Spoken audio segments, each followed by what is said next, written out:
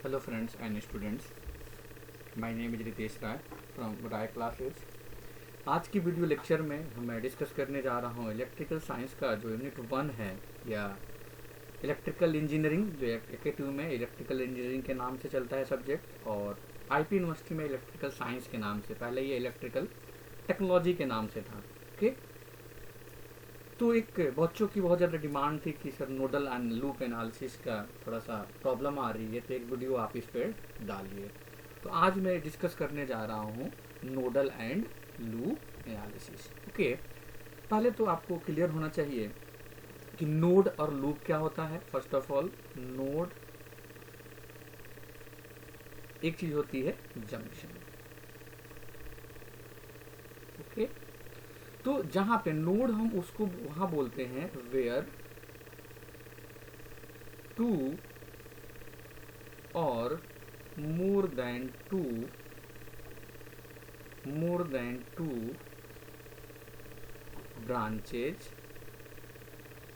branches are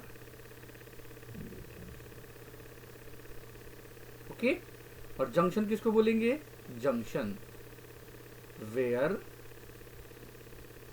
3 और more than 3 branches are, ठीक है। अब रही बात कि ब्रांच किसको बोलते हो, ब्रांच किसको बोलते हैं? तो ब्रांच बोलते हैं रिप्रेजेंटेशन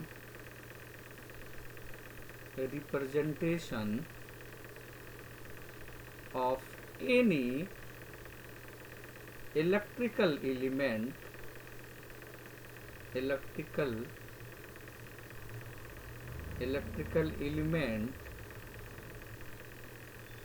by line segment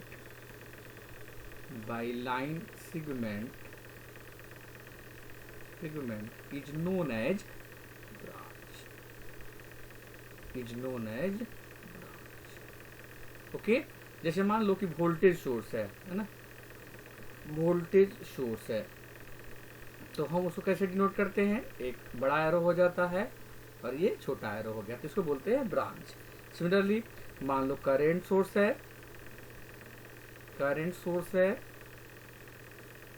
तो इसको हम लोग ऐसे एरो बना दें, और डिपेंड करता है कि किधर की डायरेक्शन करंट फ्लो हो रही है, ठीक है। रेजिस्टेंस है, तो हम इस तरीके से डिनोट करते हैं, ठीक है। तो ये जो किसी भी इलेक्ट्रिकल एलिमेंट को लाइन सेगमेंट से यदि हम रिप्रेजेंट करेंगे तो उसको क्या बोलेंगे? ब्रांच बोलेंगे। और वही दो या दो से ज्यादा ब्रांचेज मिलेगी तो उसको नोड बोलेंगे, और 3 और मोर देन 3 होगा तो क्या होगा? उसको जंक्शन बोलेंगे। लाइक जैसे मान लो कि ये नोड है, तो एक मान लो ब्रांच ऐसे हो गई और एक ब्रांच ऐसे। और वही जब जंक्शन की बात करेंगे तो 3 और एटलीस्ट आपके पास 3 होना चाहिए, ठीक है। ये मान लेते हैं 1 ब्रांच, 2 ब्रांच, एंड ये क्या हो गया आपका 3 ब्रांच, और यहाँ पे क्या हो गया 1 and 2। ओके, तो 2 और मोर देन 2 नोड होगा, और 3 और मोर देन 3 क्या होगा? जंक्शन होगा। तो यहां से एक चीज क्लियर है कि all junction are node, but all node may or may not be junction, ठीक है। क्योंकि जैसे ही 2 होगा तो नोड होगा, वो जंक्शन नहीं हो सकता, ठीक है। और यहीं पे और केसीएल जो अप्लाई करते हैं, Kirchhoff current law, KCL apply eight junction, ठीक है।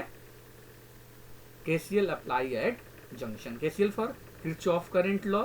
और नोडल एनालिसिस में हम जब नोडल एनालिसिस की बात करते हैं, तो नोडल एनालिसिस की हम जब बात करेंगे तो नोडल एनालिसिस के केस में हम क्या करते हैं? केसीएल अप्लाई करते हैं। क्या करते हैं?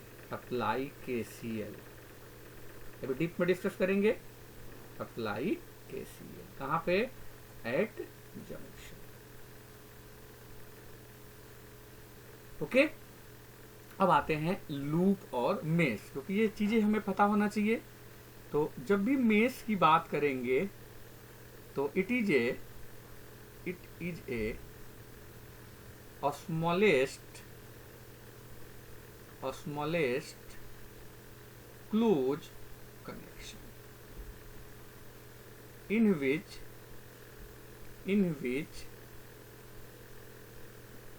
other mesh or loop do not exist। Okay, और लूप क्या होता है फिर? Loop it is a largest closed connection। it is a largest closed connection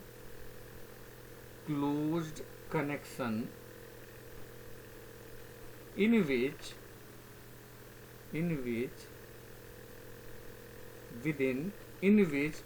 other mesh may be exist। Okay, जैसे मान लीजिए ये आपका कॉलेज हो गया है ना, और अंदर आपका मान लीजिए ये ABCD,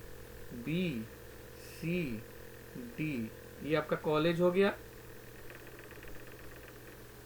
और जो ABCD है ना, ये ABCD जो है आपका मान लो क्लासरूम है। ABCD आपका क्या है? क्लासरूम है। ठीक है, तो कॉलेज के अंदर क्लासरूम होता है ना, कॉलेज के अंदर क्लासरूम होगा, है ना, ये नहीं क्लासरूम के अंदर कॉलेज होगा। तो जो कॉलेज होगा, college is like a loop, और क्लासरूम जो होगा आपका इज लाइक ए। सिमिलरली जैसे मान लीजिए हॉस्टल है ना, हॉस्टल, ये हॉस्टल है, तो hostel is like a loop. और हॉस्टल के जहाँ खाना खाते हैं, खाना बनता है, तो उसके अंदर क्या होता है? आपका मेस होता है ना। ठीक है, तो मेस जो खाना खाने की जगह है वो क्या हो गया? आपका मेस है। मेस के अंदर हॉस्टल नहीं हो सकता, हॉस्टल के अंदर मेस हो सकता है। तो hostel is like a loop. तो loop is a largest close connection, ठीक है, जिसके अंदर आपके मेस एग्जिस्ट करेंगे। बट मेस जो होगा स्मॉलेस्ट क्लोज कनेक्शन होगा, उसके अंदर कोई भी मेस या क्लोज कनेक्शन एग्जिस्ट नहीं करेगा। जैसे मान लीजिए एक हम सर्किट ले लेते हैं, सर्किट से समझते हैं। एक सिंपल सा सर्किट है,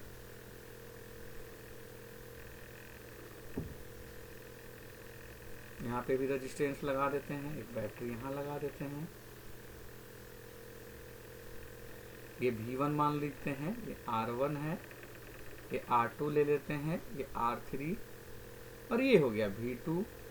ये पॉइंट हो गया A, ये पॉइंट हो गया B, ये पॉइंट हो गया C, ये पॉइंट हो गया D, ये पॉइंट हो गया E, और ये पॉइंट हो गया F।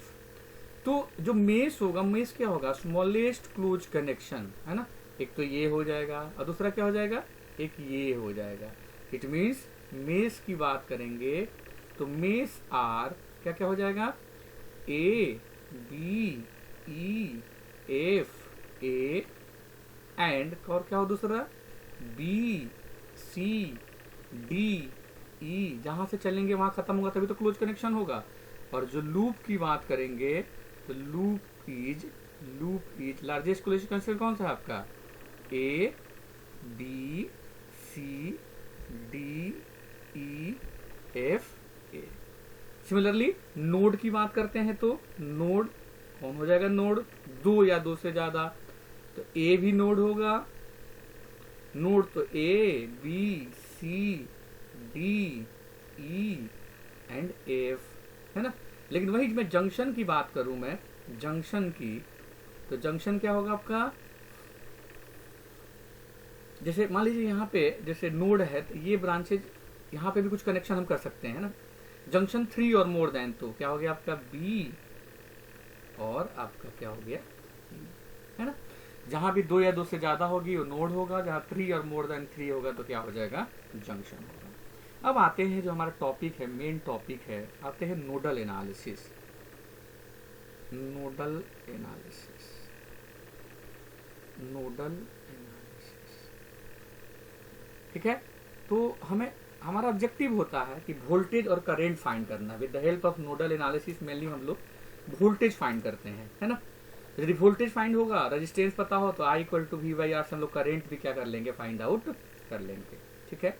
और नोडल एनालिसिस में हम लोग क्या करते हैं, apply KCL, apply KCL, KCL for Kirchhoff current law. कहाँ पे भाई, एट नोड और जंक्शन। तो जंक्शन मीन्स नोड तो होगा ही होगा वो आपका, है ना, लेकिन सारे नोड जंक्शन नहीं हो सकता है। प्रोसीजर क्या होता है कि पहले क्या कर देते हैं कि mention all the node by A, उसका नोमेनक्लेचर कर दो, ABCD, जो भी आपको अच्छा लगे, PQRS, जो भी आपको नोमेनक्लेचर करना है नोमेनक्लेचर कर दो। देन टेक, अब क्या करेंगे, take a reference node, take a reference node, जिसको हम डॉटम नोड भी बोलते हैं, उसको ग्राउंड कर देते हैं, DUTM, datum node, take a reference node where the value, ground कर देंगे, where the point will be grounded, ठीक है। उसके बाद हम क्या करेंगे, take the direction of current, take the direction of current according to our choice, अपनी मर्जी से करंट की डायरेक्शन ले लेंगे। कोशिश ये करना कि जहां पे पहले से आपका डायरेक्शन करंट का दिया हो उसके अकॉर्डिंग ले लो, बाकी अपनी मर्जी से क्या ले लेंगे, करंट की डायरेक्शन हम लोग एज्यूम कर देंगे। उसके बाद हम क्या करेंगे, अप्लाई KCL, हम क्या करेंगे, अप्लाई करेंगे, apply KCL and make equation. जितने अननोन होंगे उतने इक्वेशन बनेगा और सॉल्व करके हम लोग वैल्यू क्या करेंगे, फाइंड आउट कर लेंगे। ओके, अब मैं जो कह रहा हूँ डायरेक्शन ऑफ करंट, जैसे मान लो कि आपने करंट की ऐसे डायरेक्शन ले लिया, तो ये प्लस का टर्मिनल एज्यूम करेंगे और ये minus. Current is always flow from higher potential to lower potential, ऐसे एरो कर दिया तो ये प्लस हो गया और ये हम लोग क्या लेंगे, माइनस ले लेंगे, ठीक है। अब हम क्वेश्चन से समझते हैं, है ना, क्वेश्चन से पता चलेगा कि कैसे कैसे क्वेश्चन हमारे आते हैं पेपर में और कैसे हम लोग सॉल्व करते हैं। जैसे मान लीजिए क्वेश्चन है using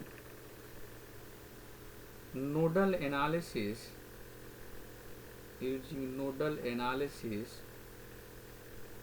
determine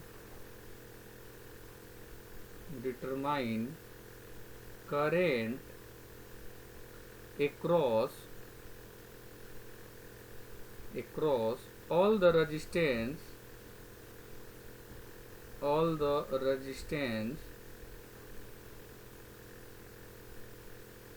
for the given okay. Network क्या है, एक सर्किट है, करंट सोर्स है, फिर एक रेजिस्टेंस है, फिर एक रेजिस्टेंस है, यहाँ पे भी एक रेजिस्टेंस है, एक रेजिस्टेंस है, फिर एक रेजिस्टेंस है और यहाँ पे भी एक करंट सोर्स हमें 2 एम्पियर का यहाँ पे क्या है, करंट सोर्स है। फिर यहाँ से भी एक ब्रांच निकली है और एक रेजिस्टेंस हमारा क्या है, यहाँ पे भी है। ये क्या हो गया आपका 5 ओम का रेजिस्टेंस हो गया। फिर ये कितना दिया है 10 एम्पियर, ये है आपका 2 ओम, ये है 3 ओम, ये है 5 ओम, और ये क्या है आपका 1 ओम, और ये है आपका 4 ओम। ठीक है, अब क्या करेंगे हम, पहले नोमेनक्लेचर कर लेते हैं। इस पॉइंट को मान ले ए, यहाँ मान ले बी, इसको मान ले सी, और इसको हम मान ले डी। ये सब कॉमन पॉइंट से जो है वो उसी को हम लोग रेफरेंस नोड लेते हैं जो नीचे वाला होता है, और इसको ग्राउंड कर देते हैं। ठीक है, हम यहाँ पे ए एज्यूम करने को फायदा नहीं है, चाहे यहाँ पे भी कोई एडवांटेज नहीं है। यदि रेजिस्टेंस होता तब तो हम मानते क्योंकि ड्रॉप होता। अब हम डायरेक्शन ऑफ करंट मान लें, यहाँ पे हम I1 करंट है, यहाँ पे मान लेते हैं I2, अपनी मर्जी से ले लो। यहाँ पे दिया हुआ था, डेट्स वाई जहाँ पे करंट की डायरेक्शन दिया हो उसके अकॉर्डिंग ले लो। यहाँ पे मान लो I3, यहाँ पे मान लो I4, यहाँ पे मान लेते हैं I5, यहाँ पे मान लेते हैं I6, यहाँ पे मान लेते हैं I7, और यहाँ पे मान लेते हैं I8। जैसा दिया हुआ, जहाँ दिया हुआ है उसके अकॉर्डिंग ले लेंगे I8। अब मैंने क्या बताया है, KCL कहाँ अप्लाई करेंगे, अप्लाई KCL जंक्शन पे। तो पहले ए पे apply KCL, Kirchhoff current law, at कहाँ पे, एट नोड ए। तो कंफ्यूज मत हुइएगा, जंक्शन बोलो या नोड बोलो, क्योंकि सारे जंक्शन का क्या होता है, नोड होता है आपका, है ना। Apply KCL eight node A. तो ए पे कितनी ब्रांच है, 4 ब्रांच है, देखोगे तो उतनी करंट होना चाहिए। तो I1, I2, I3, I4। अब KCL क्या होता है, incoming current equal to outgoing current. तो इनकमिंग करंट केवल केवल केवल और केवल क्या है आपकी, I1 है ना। I1 है, इनकमिंग है, तो लिखेंगे I1 equal to I2 plus I3 plus I4। और I1 की वैल्यू हमें ऑलरेडी गिवन है, हाउ मच, 10 एम्पियर, 10। अब जरा समझिएगा I2 किसके बीच का है, ए, और ये पॉइंट हमने मेंशन नहीं किया है क्योंकि कॉमन है, ग्राउंड है VD। तो ये ई कुछ भी मानते हैं आप, तो भी इसकी वोल्टेज भी जिसे ग्राउंड करेंगे वोल्टेज 0 हो जाएगा।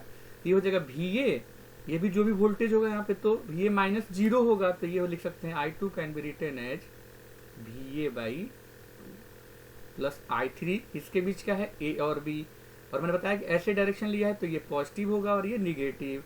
I3 can be written as VA minus VB upon 3। I4 किसके बीच का है, A और C के बीच का है। तो ऐसे डायरेक्शन लिया है मैंने, तो क्या लिखूंगा मैं, VA minus VC by. Okay, similarly अब क्या करेंगे हम लोग, B पे अप्लाई करेंगे। तो B पे अप्लाई करेंगे तो लिखेंगे अप्लाई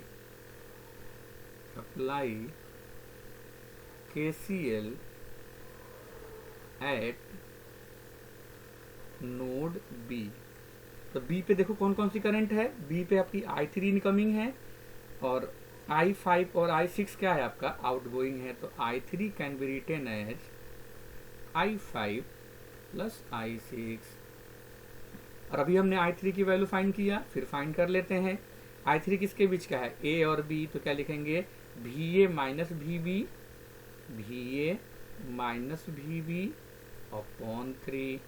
I5 किसके बीच का है, I5 जो हमारी करंट है वो है VB और VD। तो VD क्या हो गया, 0, it means VB minus VD by 5। It can be written as VB upon 5 plus I6 किसके बीच का है, तो VB और VC। तो क्या लिखेंगे, VB माइनस VC बाई 1। इसको एलसीएम, पहले वाले को भी एलसीएम ले लेंगे, इसको भी एलसीएम लेके ये काम तो आप कर ही सकते हो, है ना। Similarly apply KCL eight node C। चलते हैं C पे कौन सी ब्रांचेज हैं, C पे है भैया 4 ब्रांचेज, 4 करंट होना चाहिए। इनकमिंग को और है I4 और I6 इनकमिंग है, I4 और I6 इनकमिंग है। लिखेंगे I4 plus I6 equal to I7 plus I8। और I4 की वैल्यू निकाल लेते हैं। I4 किसके बीच का है, C, और ये तो 0 ही हो जाएगा। कॉमन लाइन से कनेक्टेड है, तो VC/4, VC/4। I6 की वैल्यू हमने ऑलरेडी ऊपर लिख रखी है, VB माइनस VC/1। I7 हमें किसके बीच का है, VC/4 हो जाएगा। I7 की जो वैल्यू हो जाएगा, सॉरी I4 की वैल्यू गलत लिखा है बेटा, VC/4। I4 किसके बीच का है, सॉरी I4 जो है वो है A और C के बीच का है, तो VA minus VB/5, VA minus VC, VA minus VC/5 होगा बेटा, सॉरी ओके। और I8 हमें क्वेश्चन में गिवन है, I8 की वैल्यू कितनी है हमें ऑलरेडी क्या है क्वेश्चन में गिवन, हाउ मच, 2 एम्पियर। तो ये हो गया प्लस का 2। 3 अननोन है, 3 इक्वेशन है। By solving this equation you have to find the value of, हम क्या करेंगे, VA, VB एंड VC की वैल्यू फाइंड कर लेंगे। और यदि VA, VB, VC निकल जाएगा तो सारे रेजिस्टेंस के क्रॉस करंट, मान लो 2 ओम के क्रॉस करंट क्या हो गया, I2, ये हो जाएगा VA/2।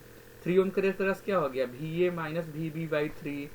सिमिलरली 5 ओम के क्रॉस I4 करंट है, VA माइनस VC/। तो जैसे ही VA, VB, VC निकलेगा, सारे वैल्यू ऑफ रेजिस्टेंस हम लोग क्या करेंगे, उसके क्रॉस करंट क्या कर लेंगे, फाइंड आउट कर लेंगे।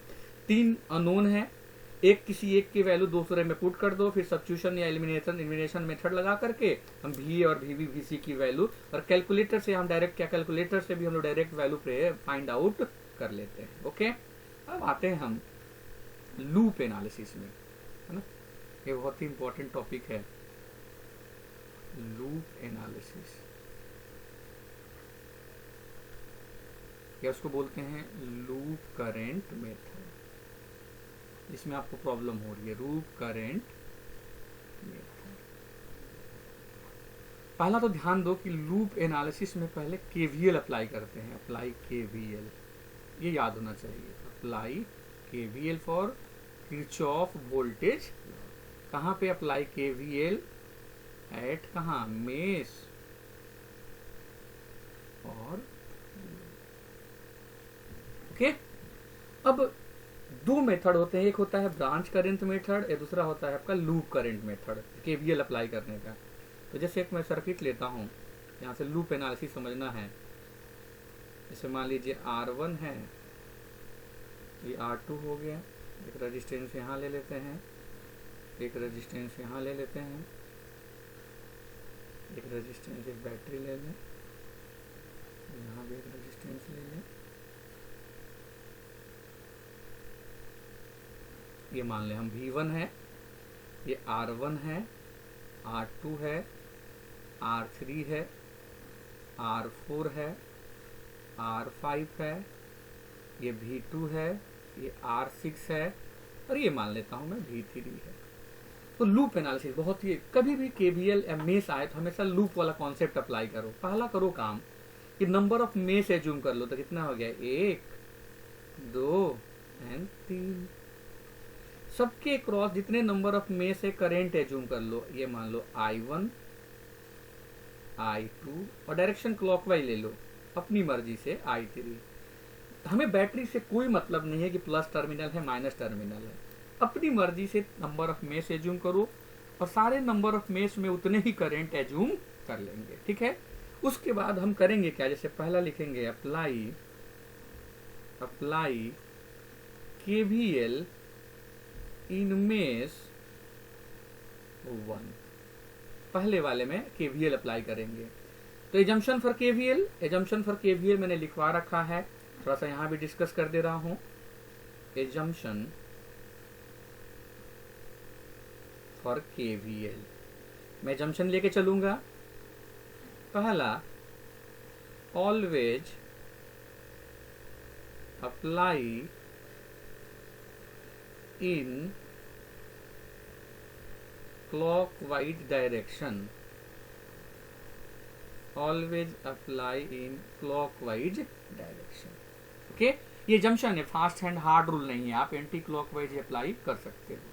दूसरा, यदि मान लो कि कोई बैटरी आती है, जब KVL अप्लाई करोगे तो बैटरी होगा भाई, वोल्टेज सोर्स होगा, तो प्लस से माइनस यदि होते हैं, प्लस से माइनस, तो माइनस का साइन लेंगे, आगे वाला साइन लेते हैं।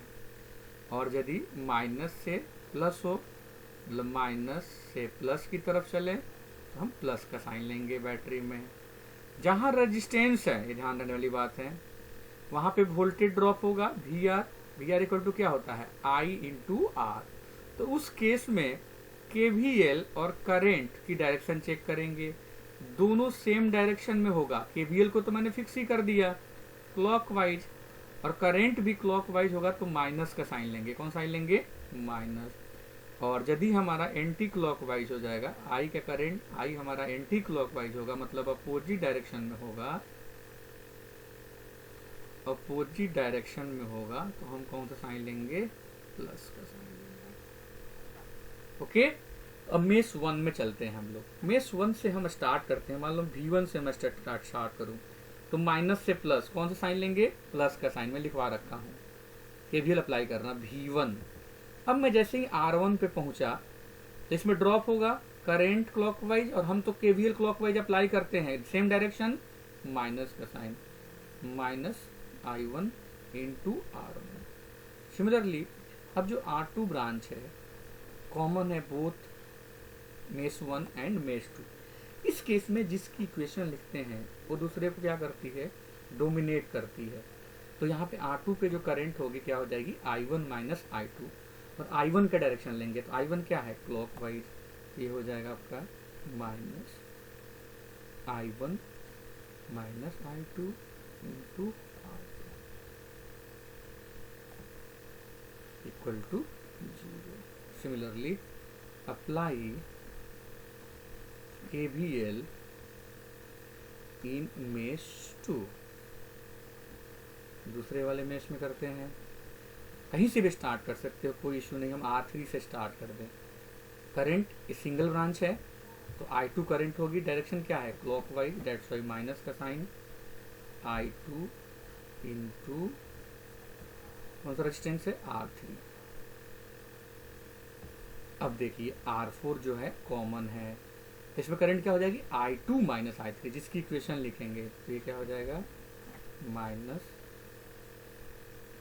I2 minus I3 into I2, minus का साइन हुआ क्योंकि हमने I2 का डायरेक्शन देखा। फिर अब R2 के लिए लिखेंगे तो इसमें करंट क्या हो जाएगी, I2 माइनस I1, और करंट I2 का डायरेक्शन लेंगे तो क्लॉकवाइज है, I2 माइनस साइन लेंगे, I2 minus I1 into R2 equal to 0। Similarly apply KVL in mesh 3। तीसरे में करते हैं, चलते हैं तीसरे में। कहीं से स्टार्ट करते हैं, मान लो हम R5 से स्टार्ट करते हैं, तो सिंगल ब्रांच है, इसमें करंट होगी I3, से भी क्या है, क्लॉकवाइज है, तो minus I3 into R5। Battery है, बैटरी में क्या हो रही है, प्लस से माइनस, तो माइनस का साइन ले लेंगे, माइनस का 2। फिर चलें R6, ये भी इंडिविजुअल ब्रांच है, इसमें भी इंडिविजुअल करंट होगी, इसमें इसकी I3 क्लॉकवाइज, तो माइनस I3 इंटू R6। फिर बैटरी है, बैटरी क्या हो रही है, प्लस से माइनस, ये हो जाएगा माइनस V3। उसके बाद क्या है, R4 है, R4 के लिए लिखेंगे तो I3 करंट डोमिनेट करेगी, तो माइनस I3, जिसके लिए लिखेंगे वो करंट डोमिनेट करेगी दूसरी करंट को, है ना, इक्वल टू 0। ठीक है, तो ये मेथड है, ये बहुत ही इजी तरीका है जो हमारे किसी भी क्वेश्चन को इसके हेल्प से हम लोग क्या कर सकते हैं, सॉल्व कर सकते हैं। तो एक क्वेश्चन लेते हैं, क्वेश्चन से समझ में आएगा आपको।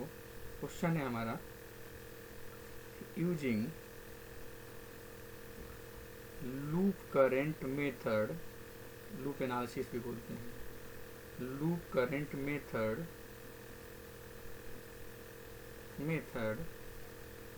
determine the value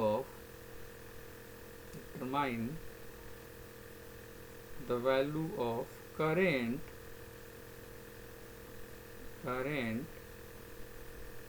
across all the resistance all the resistance for the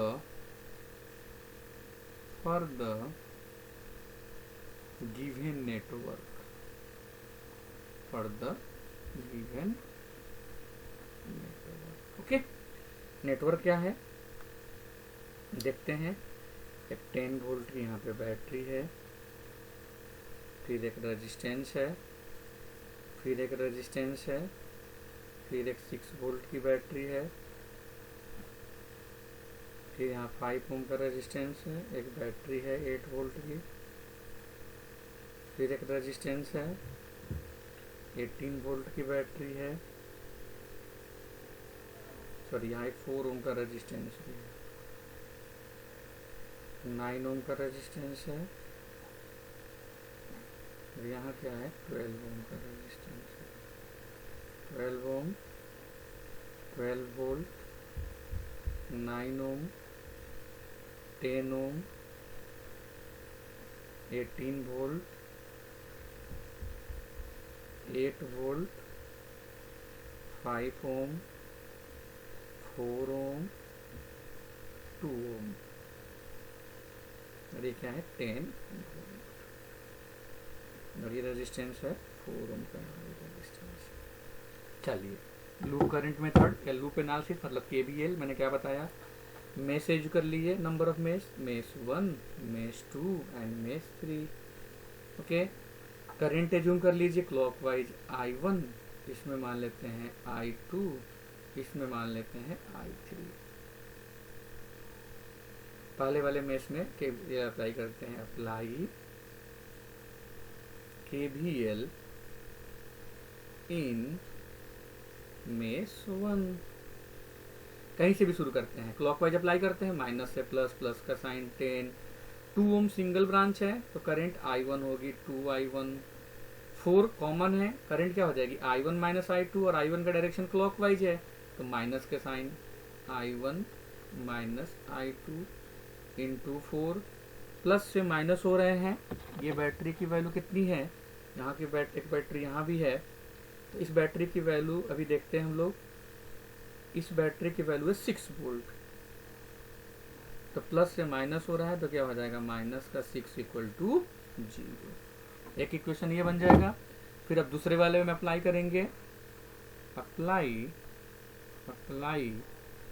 KVL in mesh 2। चलते हैं भाई मेश 2 में, कहीं से भी स्टार्ट कर दो, मान लो 5 ओम से स्टार्ट कर रहे हैं, सिंगल ब्रांच है, करंट I2 होगी क्लॉकवाइज हो जाएगी तो माइनस का 5I2। बैटरी पे चलते हैं, प्लस से माइनस, माइनस 10 है ना, 10 वोल्ट की बैटरी है, 8 वोल्ट की, सॉरी 8 वोल्ट की बैटरी है, 8। उसके बाद क्या है 10 ओम का रेजिस्टेंस है तो माइनस 10, और करंट क्या हो जाएगी I2 minus I3, I2 minus, तो मेश 2 की इक्वेशन लिख रहे हैं, फिर प्लस से माइनस हो रहा है तो माइनस का 18, सॉरी माइनस से प्लस हो रहा है ना, बैटरी देखिए यहाँ पे माइनस, छोटा वाला माइनस से प्लस, तो ये हो जाएगा माइनस का 18 प्लस का 18, और 4 वाले में सिंगल करंट फ्लो होगी, सिंगल ब्रांच कॉमन नहीं है तो माइनस 4I2 इक्वल टू क्या हो जाएगा 0। फिर सिंप्लीफाई कर सकते हो आप इसको, जैसे वो पहली वाली इक्वेशन को भी सिंप्लीफाई कर सकते हैं, जैसे this can be written as minus 5I2 minus 8 minus 10I2 plus 10I3 plus 18 minus 4I2 equal to 0। अब देखेंगे तो I2 जुड़ जाएगा, 5 और 10 15, और माइनस 19I2 प्लस 10I3 और 18 में से 8 गया तो क्या बचेगा आपका 10, और इधर आके क्या हो जाएगा माइनस का 10, माइनस कॉमन ले लेंगे तो क्या हो जाएगा 19I2 minus 10I3 equal to 10। पहले वाले से इक्वेशन फर्स्ट बन जाइए, ये क्या हो जाएगी, उसको भी सिंप्लीफाई करके इक्वेशन नंबर फर्स्ट, ये हो जाएगी इक्वेशन नंबर थर्ड। देन अब तीसरे वाले में अप्लाई करेंगे, अप्लाई KVL इन मेश तीसरे वाले में अप्लाई करेंगे। चलते हैं तीसरे वाले में, कहीं से भी स्टार्ट कर दो, मान लो 9 से स्टार्ट कर दें तो 9 इंडिविजुअल ब्रांच की करंट है, तो इसमें माइनस का ले लेंगे।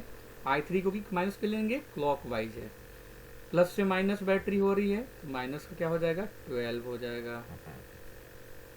फिर -12 सिंगल ब्रांच है, -12 I3, फिर प्लस से माइनस हो रहा है तो -18 ही है ना, 18 हाँ।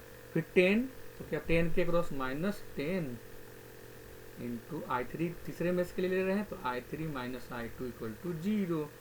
सॉल्व कर लीजिए तो -9 I3 -12 -12 I3 -18 -10 I3 plus 10 I2 equal to 0।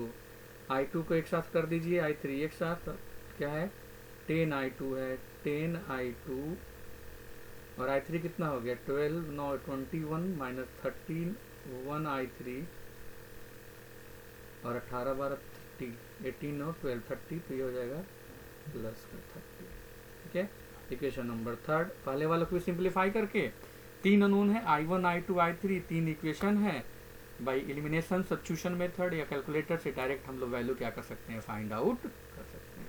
तो लूप एनालिसिस में बस सबसे आसान मेथड होता है, एक मेथड होता है ब्रांच करंट मेथड, उसमें भी KVL अप्लाई कर लेते हैं। लेकिन उसमें क्या प्रॉब्लम है कि नंबर ऑफ ब्रांचेज जब बढ़ती जाएगी तो वहाँ नंबर ऑफ करेंट बढ़ता जाता है, तो वहाँ पे कैलकुलेशन बहुत टफ होता है। इसीलिए हम लोग क्या करते हैं, लूप करंट मेथड में नंबर ऑफ मेश के करंट एज्यूम कर लेते हैं और आसानी से हम लोग क्वेश्चन को क्या कर लेते हैं, सॉल्व कर लेते हैं।